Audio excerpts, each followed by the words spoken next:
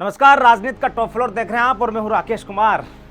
आज लोकसभा चुनाव 2024 की बात करेंगे। लोकसभा चुनाव से पहले ही सियासी दलों में तलवारें खींचनी शुरू हो गई है।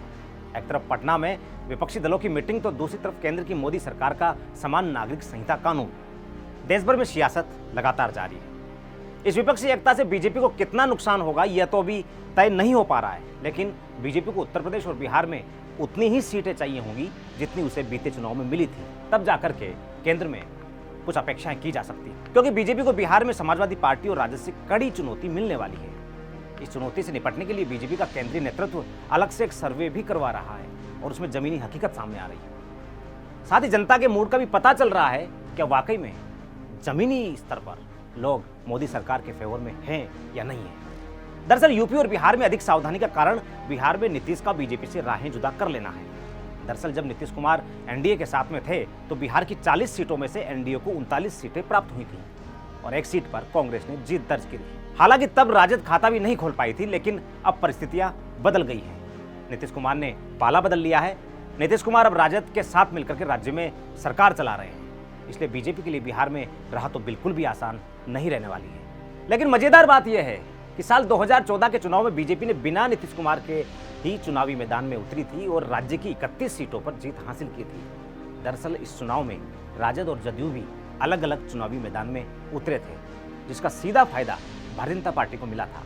लेकिन इस बार के चुनाव में राजद, जदयू और कांग्रेस एक ही मंच पर है, एक ही साथ है। बिहार में महागठबंधन के साथ ही बीजेपी को बड़े स्तर पर क्षत्रियों की भी नाराजगी का सामना करना पड़ सकता है।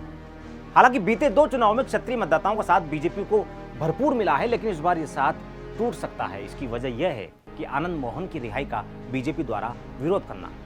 बिहार में बड़ा क्षत्रिय वोट बैंक का उत्तर बिहार में अच्छा खासा प्रभाव है और इनमें नाराजगी साफ तौर पर देखी जा रही है, जिसका असर कई सीटों पर पड़ सकता है।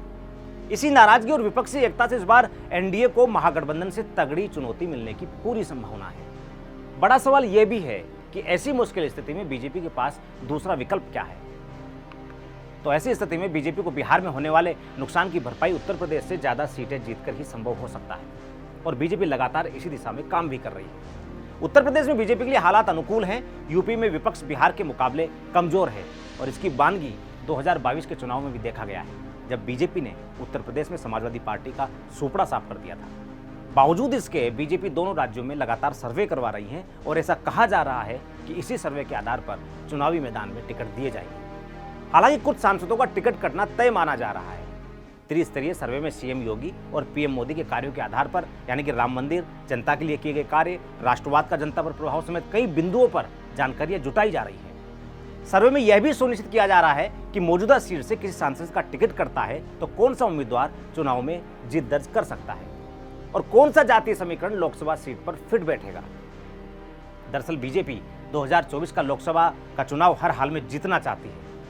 सर्वे से बीजेपी यह भी जानना चाहती है कि विपक्ष जिन मुद्दों पर चुनाव लड़ेगी, क्या इसका असर जनता पर पड़ता है या नहीं पड़ता है। साल 2019 में उत्तर प्रदेश की 80 में से 64 सीटों पर जीत हासिल करने वाली बीजेपी 2024 में 80 सीट जीतना चाहती है और इसके लिए बीजेपी ने 16 लोकसभा सीटों को रेड जोन में शामिल किया है और ये बहुत बड़ी बात है। गौरतलब है कि इससे पहले भी भारतीय जनता पार्टी को कर्नाटक और हिमाचल के विधानसभा चुनाव में हार का मुंह देखना पड़ा था।